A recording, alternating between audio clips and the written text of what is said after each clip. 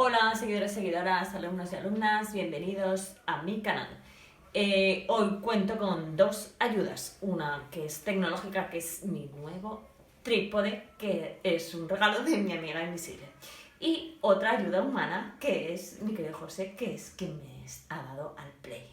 Una tontería, pero es que no es una tontería, porque así no tengo que salir corriendo para colocarme aquí. Bueno, pues hoy voy a explicar el nivel, dentro del nivel léxico-semántico, es decir, el significado de las palabras. Hoy vamos a ver el léxico, las relaciones léxicas entre las palabras. Léxico es vocabulario, o sea, el léxico de una lengua es el vocabulario de una lengua. Por eso podemos decir que una persona tiene un léxico muy rico si es que conoce muchas palabras de su propia lengua, lo cual podemos tener cualquiera de nosotros. Solo tenemos que leer, leer y leer, y cada vez que nos aparezca una palabra que desconozcamos, buscarla en el diccionario e intentar utilizarla en las mayores situaciones posibles, siempre sabiendo adaptarla al contexto y utilizando el registro adecuado. No os ponéis a hablar con palabras muy técnicas en contextos en los que eso quede raro. Vale, pues dentro del léxico o el vocabulario tenemos palabras que son patrimoniales, es decir, que nos pertenecen, que pertenecen al idioma español, castellano. Por ejemplo, pues la palabra madre, padre, árbol, son palabras que son nuestras, que han tenido una evolución desde el latín y han pasado a ser palabras del castellano y castellanas. Y luego tenemos también otras palabras que son cultismos, es decir, son unas palabras que no han experimentado ese cambio del latín al castellano y se han quedado con la forma latina.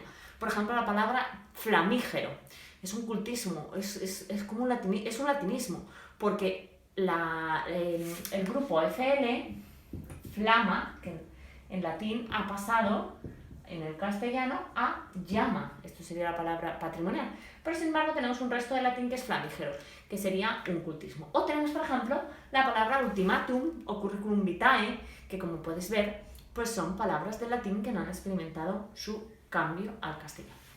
Bueno, también tenemos arcaísmos, que son palabras ya muy antiguas que cuando las usamos quedan un poco raras. Por ejemplo, estoy pensando ahora en el marcador más. Podemos leer una obra de Calderón o de Lope de Vega y que diga quise luchar con el conde tal, mas no apareció a la cita. Vale, pero nosotros en nuestro lenguaje cotidiano no decimos quise quedar contigo, mas al final no pude. Pues no, decimos pero al final no pude. Entonces ese más podríamos decir que es un arcaísmo. Luego tenemos préstamos, que son palabras que cogemos prestadas de otros idiomas. A ver, prestadas, pero no las devolvemos. Es, por ejemplo, la palabra almohada, que está cogida del árabe. O, por ejemplo, palabras cogidas del alemán, como guerra. O palabras cogidas de, yo qué sé, del italiano, como gaceta. Entonces, y las introducimos ya en nuestro idioma haciéndoles pequeñas variaciones. Luego tenemos los tecnicismos. Tecnicismos viene de la técnica, de palabras del mundo de la tecnología.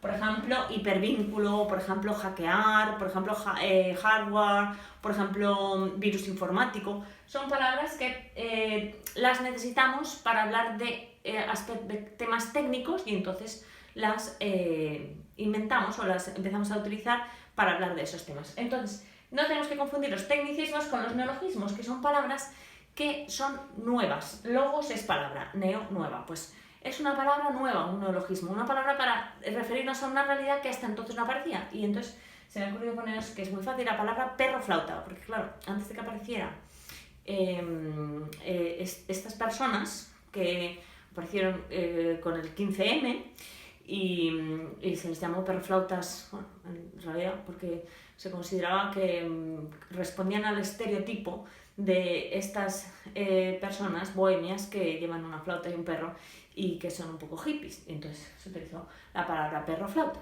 Lo que pasa muchas veces con algunas palabras que nacen con un tono despectivo y que sin embargo a los que se refieren esas palabras las toman como algo positivo, que es lo que pasó con la palabra modernista. Llamaban a los modernistas para insultarles así modernistas y ellos dijeron sí, somos modernistas. Y lo mismo pasó con la palabra perroflauta, que aparecieron personas más mayores que dijeron que ellos mismos eran yayoflautas. Entonces se empezaron a reír del término y del insulto. Bueno, pues pasamos a las relaciones léxicas. Las relaciones léxicas son las relaciones que hay entre palabras. Entonces, hay palabras que son monosémicas. Quiere decir, mono significa uno, por eso tenemos monopatín, solo tiene un patín, porque luego tenemos los patines que se ponen uno en cada pie. Monopatín, por ejemplo, monoteísta, teo es Dios, monoteísta es una persona que cree en un solo Dios, una religión que cree en un solo Dios. Entonces, monosémica, semántico, significado. Entonces, una palabra monosémica es una palabra que tiene un solo significado. Por ejemplo, microscopio. Microscopio solo significa microscopio. O por ejemplo, apendicitis. Es que apendicitis solo tiene este significado. Solo significa esa inflamación del apéndice y que duele tanto. Luego tenemos palabras que en vez de monosémicas son polisémicas. Poli significa mucho, por eso muchos. Por ejemplo, poliedro es una figura geométrica que tiene muchos lados. O por ejemplo, politoxicómano, pues es una persona que es que realmente tiene tiene muchas adicciones, o sea, a muchas cosas. O por ejemplo, polifacético, polifacética es una persona que tiene muchas facetas, que cultiva muchas facetas del saber, como Leonardo da Vinci. Entonces, polisémica es una palabra que tiene muchos significados. Por ejemplo, la palabra estrella. La palabra estrella es el astro que vemos en el cielo, pero también una estrella del cine, ¿vale? O una estrella de mar, ¿no? Y hablando de mar, por ejemplo, un banco donde me siento, un banco donde voy a sacar dinero o un banco de peces. Luego tenemos que, hemos visto la diferencia entre monosemia y polisemia, un significado y varios significados, y ahora vamos a ver lo que es homonimia, que es diferente, porque es muy importante entender la raíz de las palabras, para entender su significado y no memorizar como papagayos, sino entendiendo un poco bien las cosas. Entonces tenemos homo, significa, viene del latín homos, y significa igual, y nomen significa nombre. Homos significa igual, por eso homosexual es una persona que siente atracción hacia personas del mismo sexo, ¿vale? O por ejemplo, homogénea es una mezcla de cosas parecidas y heterogénea es una mezcla de cosas muy diferentes. Por ejemplo, esto es una clase homogénea, pues todos tienen el mismo nivel, todos tienen los mismos intereses. O una clase heterogénea, pues hay gente muy mayor, gente muy joven, gente que le interesa esto, gente que no le interesa, gente que tiene más base, gente que tiene menos base, ¿de acuerdo? O heterosexual, pues personas que le gusta el sexo diferente al suyo, porque heteros es diferente. Vale, y homos es igual. Entonces, homonimias son palabras que tienen el mismo nombre.